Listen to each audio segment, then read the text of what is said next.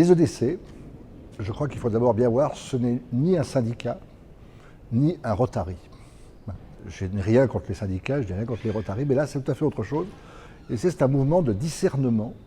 Chaque dirigeant éprouve un besoin de pouvoir échanger ses préoccupations, ses soucis avec d'autres dirigeants qui peuvent le comprendre. Et les EDC fournissent un cadre idéal puisque nous sommes organisés en petits groupes d'une quinzaine de dirigeants, enfin entre 10 et 15 dirigeants, qui se connaissent très bien, qui se voient au moins tous les mois et qui, au bout d'un moment, deviennent un groupe très soudé dans lequel on peut parler avec tout son cœur et toute sa franchise.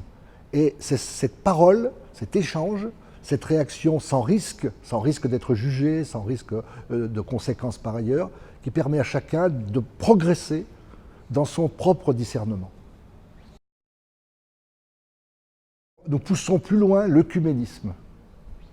Et nous le poussons plus loin, d'une part en ayant un nombre de patrons protestants, patrons catholiques, voire orthodoxes, beaucoup plus nombreux qu'ailleurs, et surtout en ayant dans chaque équipe pas un conseiller spirituel, mais 2 conseillers spirituels, un prêtre et un pasteur. Et je peux vous dire que cette caractéristique est très importante.